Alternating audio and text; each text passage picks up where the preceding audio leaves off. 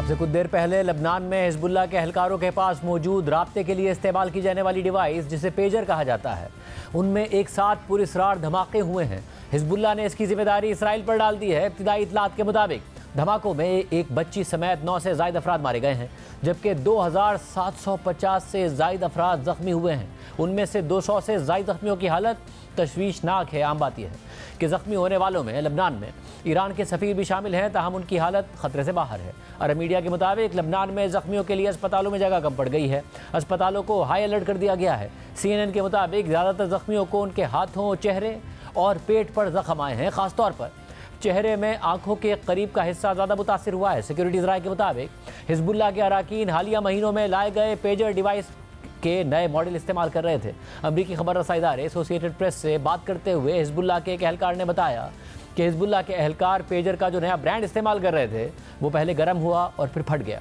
इब्तिदाई बयान में हिजबुल्लाह ने बताया कि मंगल को तकरीबन 3:30 बजे पैगामात वसूल करने के लिए इस्तेमाल होने वाली डिवाइसेस धमाके से फट गईं, जिन्हें हिजबुल्लाह के मुख्तलिफ यूनिट और इदारों में काम करने वाले वर्कर्स इस्तेमाल कर रहे थे।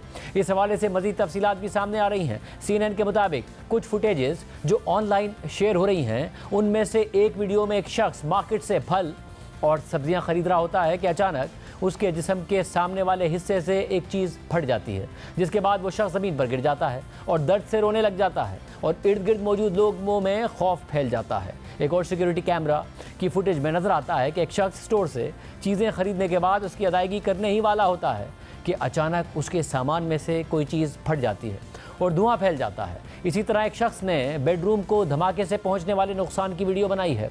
हिजबुल्लाह ने ये मौका इख्तियार किया है कि तमाम हक़ाइक़ का जायज़ा लेने और दस्तयाब मालूमात की बुनियाद पर हम इसराइल को इसका मुकम्मल ज़िम्मेदार करार देते हैं। हिजबुल्लाह फ़लस्तीन की हिमायत करती रहेगी, जबकि लबनानी काबीना ने भी इसराइल को इन धमाकों का ज़िम्मेदार ठहराया है। लबनान के वज़ीर इत्तलात ने कहा है कि इसराइल की मुजरिमाना जारियत लबनान की सलामती की संगीन खिलाफवर्जी है, लेकिन इन इल्ज़ामात पर इसराइल ने अब तक खामोशी इख्तियार की हुई है। ताहम टाइम्स ऑफ इसराइल के मुताबिक हिजबुल्लाह के एक ज़राए ने दावा किया है कि इन धमाकों से हिजबुल्लाह के सरबराह हसन नसरुल्लाह को कोई नुकसान नहीं पहुँचा।